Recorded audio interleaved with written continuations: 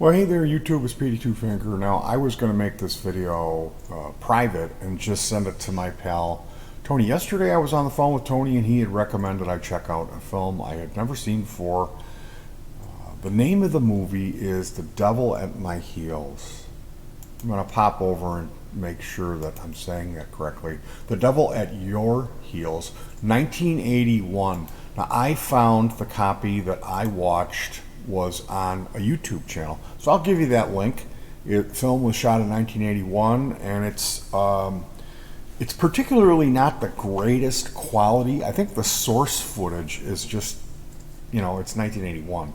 And this was shot by the Canadian Film Board, and it's not a first-gen copy, but it added to the viewing experience. The thing was, for the opener of the film, I was having an issue because I was under the impression that what I was watching was a put on, a gag, not genuine, scripted fake, because the uploader chose to put a description in after the title of the movie, which is Spinal Tap mockumentary meets real life Evel Knievel obscure stunt documentary cult film.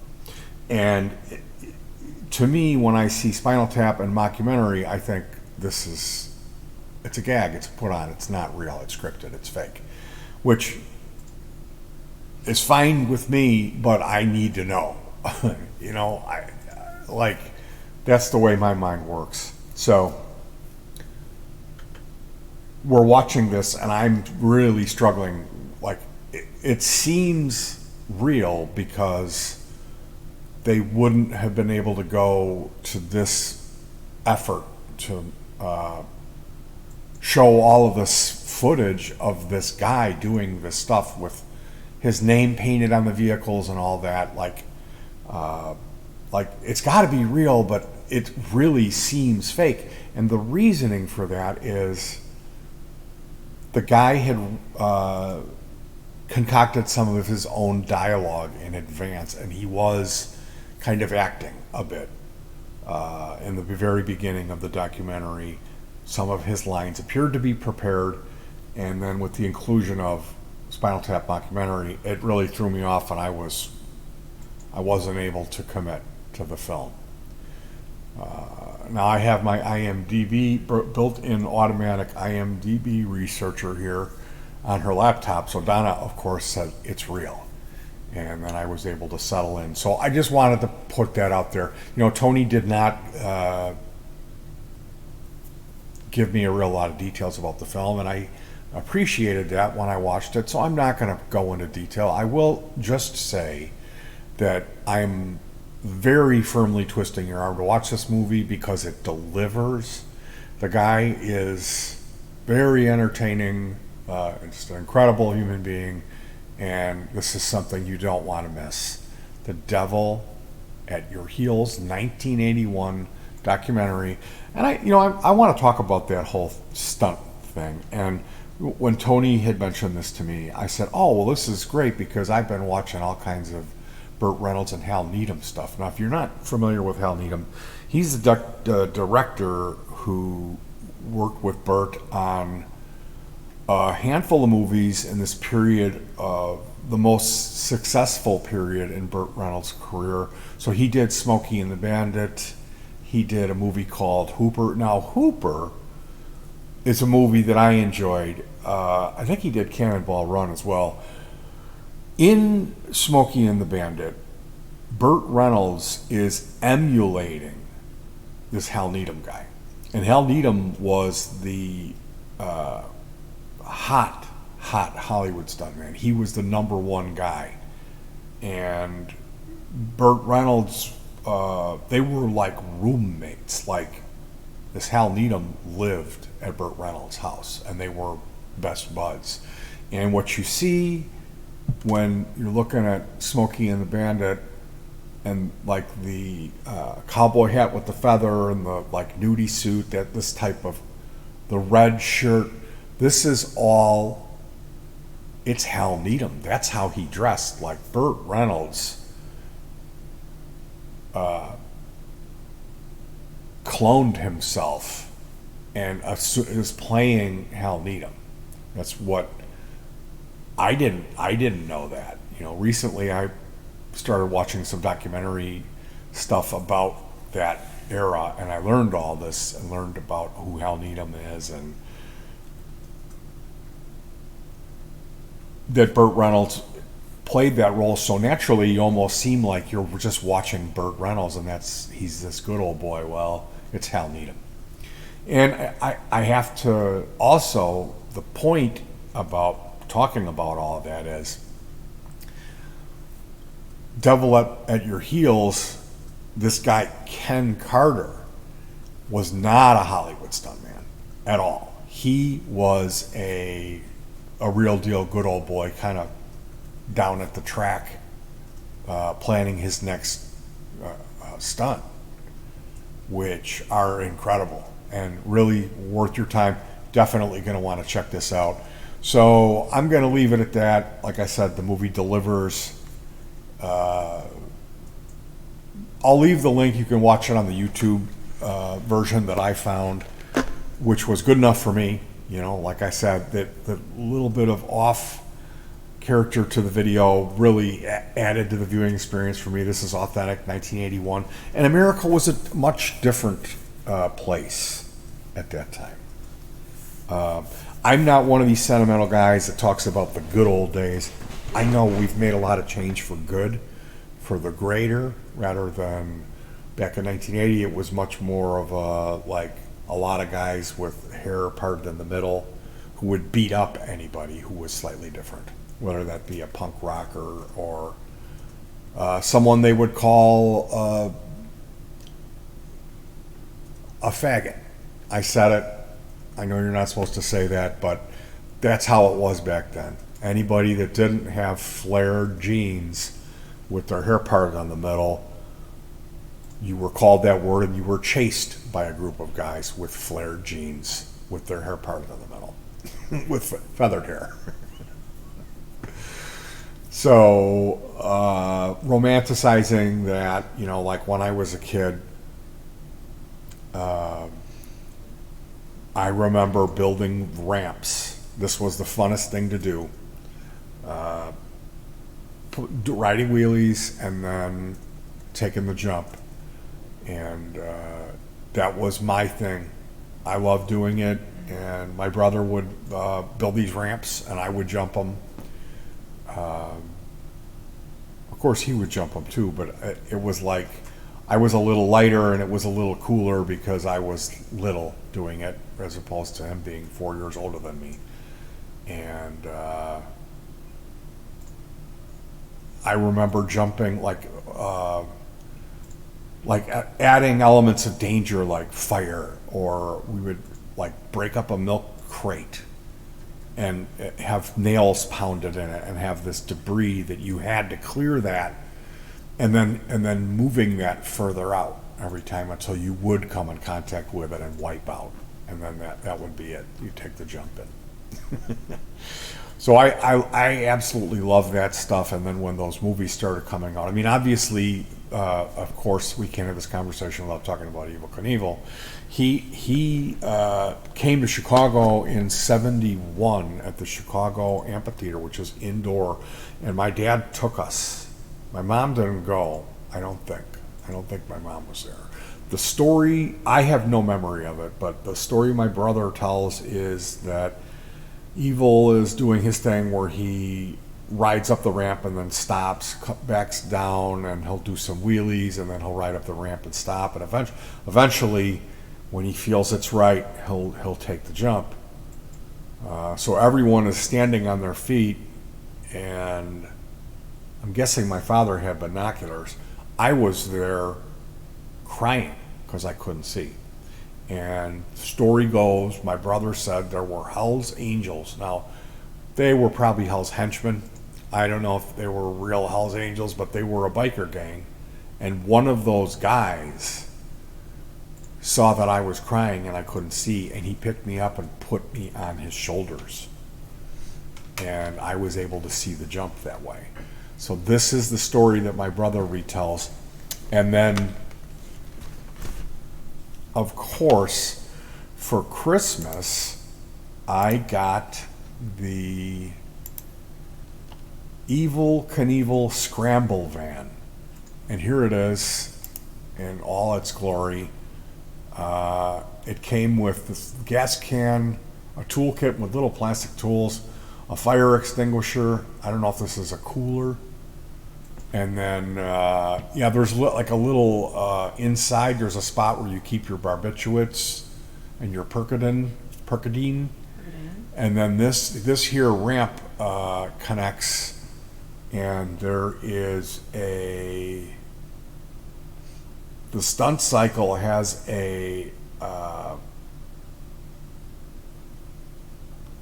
you wind it up. Yeah, here's you put your one hand here, and then you wind this thing up as seen here, and there's a weighted gyro in here that there's some gear assembly, and this is a large tooth gear to a small tooth gear. So you crank this and there's some feedback resistance on it, and then this thing gets going pretty loudly, and when you stop, it takes off, and it's weighted properly so it will do a wheelie.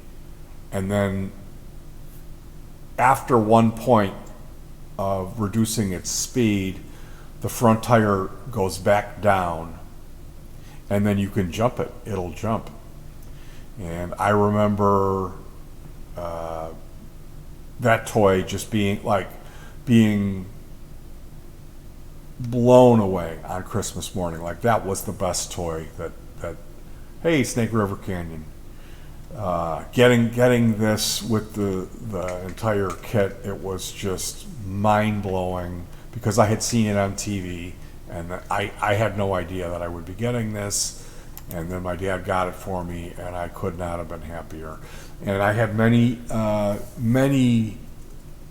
hours of fun with this, playing with this motorcycle, building little jumps and jumping him.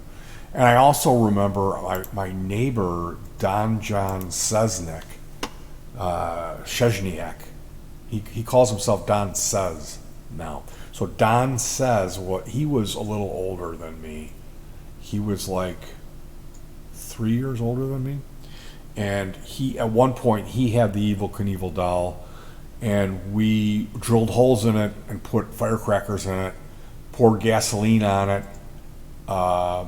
We just kept torturing it, and then the final thing was we buried it in his backyard next to the house. We dug a pit and buried him and put him in the ground. So another guy who you may not be familiar with was Super Joe. Super Joe Einhorn was a guy that I had mentioned to Tony because we had been hearing about him. There was like Doug DeMocos, the Wheelie King, and he was a guy who could ride a wheelie on a motorcycle just forever. Then there was Joey Chitwood, and Joey Chitwood ended up achieving fame for doing some car stunts in the James Bond movies. Joey Chitwood is in Diamonds Are Forever. He drives a car on two wheels, so the car's going, like that. And then there was a jump called an astral spiral, where he takes the jump and the car does a 360 in the air and then lands properly.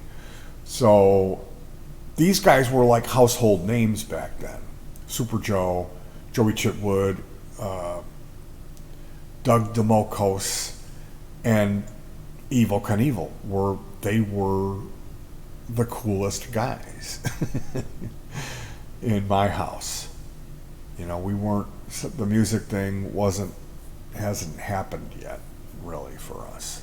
So And it was also accepted, but like by my dad. Like my dad knew who those guys were, and they were all cool because they weren't necessarily long-haired guys. I mean, I do remember watching the George Hamilton Evel Knievel story and seeing him like playing with dynamite and right, getting arrested. He was like doing some theft. Like they broke into they rob a bank. He was like doing wheelies in the girls' dormitory with a girl on the back. Like it was all really impressive stuff for a young kid to see someone misbehaving at that level. But it was like kind of tolerated. It was like, this guy's cool. And then years later, of course, you find out, well, he had kids. He was a horrible alcoholic who abused his wife, and he was like, it was like infidelity, and like it was really bad. Like Robbie Knievel, like the whole thing, it was like Evel Knievel was a dirtbag. Like he was a terrible guy. And somebody like me, if you know me personally, I try to have character. I try to do the right thing. I try to be good rather than evil. Like it's a big deal to me. And I don't like being around people. I would rather spend my time alone than be with people who have had a bunch of partners or have had a bitter divorce and they're like, they hate their wife, their ex, like that, all that stuff. Like, I don't even want to watch a movie if it's in the movie. If there's infidelity in the movie, it ruins it for me. I just want everything to be roses, and you fall in love and you get married and you're monogamous. Like even animals, I'll see an animal and I think, that's a cute animal, but they don't mate for life. They're not really, they don't really have their shit together, that species. And then I'll see like some ducks and I'm like, oh, I'm going to go talk to those ducks because they mate for life. So it is a big deal to me, and that's one part about the stuntman thing. Although they didn't really get into that at all on this one, which was good. That was a definite plus for me. Now, we're going to go and take a look at Super Joe Einhorn. It's not a name, like I brought him up a lot because I have a pretty good story about Super Joe. He was making a name for himself as an Evel Knievel clone. And he came here to Chicago. I think he was from the Midwest. I'm going to have to look into this, but I will put a link and I'll show you. There is a bunch of stuff, info and video you can watch and learn about Super Joe. His career ended when he crashed. He came down hot, like he went too far, and came down in the middle of the catch ramp, bounced, and when he came back down, he got squirrely and lost it. Something grabbed and it shot him off to the side where he hit. There was a light pole, and the light pole has a cement circle around it. It was at Santa Fe Speedway, which is it's a clay track that was in Hinsdale, Illinois. It was about a mile from my home. And when we moved in to that town, we specifically moved there to be close to Santa Fe Speedway to go to the races. My dad had gotten bit by the stock car racing bug, and he wanted to go. And what we learned, apparently my dad didn't know, and I'm sure he knew this, but that spring, going into summer, like right before the track was set to open, we got a letter in our mailbox, and it was from Santa Fe Speedway. And here in it has these passes, and it said, because you live so close to the racetrack and there's going to be noise level, we give you these free passes for you to come, and you won't have to pay to get in. So that ended up being like my dad's thing. And my older brother didn't go. My older brother stayed home and played Scrabble with my mom. Me and Bjorn, my younger brother, we went with my dad, and that's what we did. And I was a track rat. Now, they used to have unusual entertainment. Like, there was a guy who jumped some buses with a hang glider. He was a hang gliding enthusiast, and he would jump with this kite. And that guy, he jumped and came down. He made it, hit the brakes real hard, and went to turn around to do his glory lap. And the hang glider grabbed it, hit the dirt.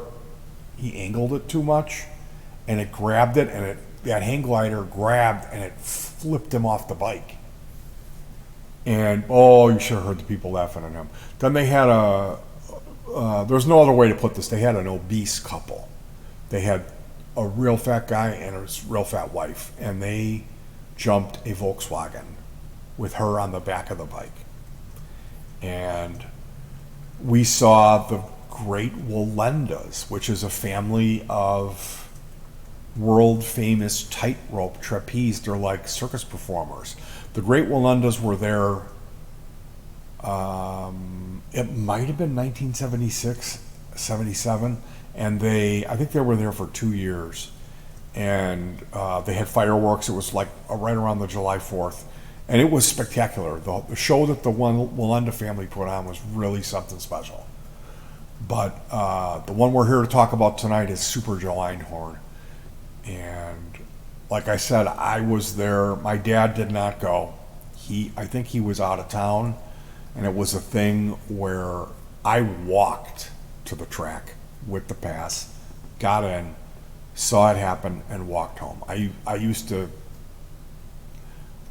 like, the fact that my parents let me just walk to Santa Fe, it's a bit bizarre to me, but that's how it went down. And I remember being there that day and seeing Super Joe Einhorn hit so hard. Oh my goodness, it was bad. It was really bad. It like seeing something like that, you're so hyped to see it. And they build it up. Like, they don't just come and do the jump. They'll like do a bunch of wheelies, and then they'll go up the ramp and stop, like psych you out. And finally, when they do hit it, everyone is so amped up and ready for this event to happen. And then he comes down, bounces, and gets squirrely, and then just bites it. Then hits this concrete thing, and I'm like, why is that thing there? Why is it even, like, this whole thing was just a bad idea, you know? It's not worth it when you see the guy get hit that hard. And then usually, whenever there was anything like that would happen, the guy would wave on the stretcher, I'm okay, and they would put him in the ambulance and take him out of there. He wasn't waving. And it was like, we didn't hear anything. It was just like Super Joe wiped out big time. And then it was some months later, I believe it was snow on the ground. I'm in the basement with my dad. He's reading the paper, eating his pistachios. And on the TV, we were watching Circus with the Stars, which was this kind of a little bit tawdry thing that they would do, where they would have the actresses that were on these other shows in scantily clad clothing, and it was just kind of a really stupid thing. So I'm suffering through watching the Circus with the Stars, and it's like 3/4 of the way through the show in a dead spot, and the announcers are like, yeah, we got a bit of a celebrity with us. Super Joe Einhorn is here recovering from his crash. This is like, my mind, it's like 3 months at least after this crash. And they showed him, he was up in the nosebleeds in a wheelchair with like IV bags coming down into his arms. And he had like a nurse there standing next to him. And he had like this giant fro, and he had like bags under his eyes, like he was all morphined out. Super Joe, my man, like I was there. I saw that jump that ended his career. And I got to tell you, you don't, like, some people say, oh, they go to the demolition derby just for the crash. Well, when you see something like that, like, I saw a fatality on my birthday. They did this figure eight race, figure eight demolition derby. And the idea with that was two cars could possibly hit head on, and they did. And the guy didn't have a proper racing harness, like they're supposed to be inspected and have this harness. Well, he didn't, and that head-on collision ended up killing him. And that was the last figure eight demolition derby tournament of destruction that they ever had at Santa Fe. So when you see something like that, like Super Joe was bad, that was bad and that was traumatic, but that head-on collision, that was really bad. You know, that was like, I wish I wouldn't have seen it. So, all of that being said, there's an edited version of this story that's an hour long on another guy's channel. That ends with a fatality. The movie I'm recommending to you does not have something like that in it. So you're safe. But I figured before I let you guys go, I know this was a long one, but I wanted to say thank you to my dear personal friend, Tony, for recommending this. You were right on in recommending it. This is my new favorite movie. I'm definitely going to recommend this to my brother. He likes stuff like this. My younger brother. So yeah, let's go and take a look at Super Joe. So I guess I'll include this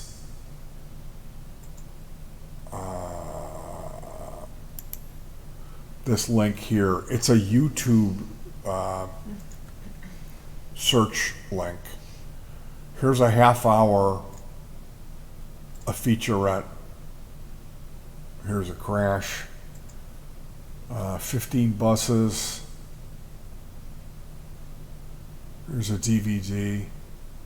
Yeah, and Super Joe was he was a unique looking individual. He had this facial hair, this he looks like he's related to Billy Mitchell, doesn't he? Rocket bike. Here he is on his rocket bike. 74.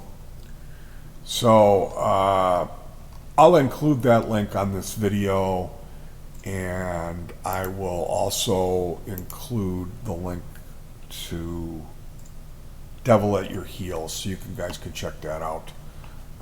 Thank you for joining me on this one, and we're coming up on a half hour. I really tortured you guys this time.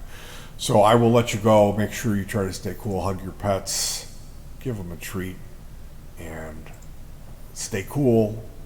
It's getting hot. Peace.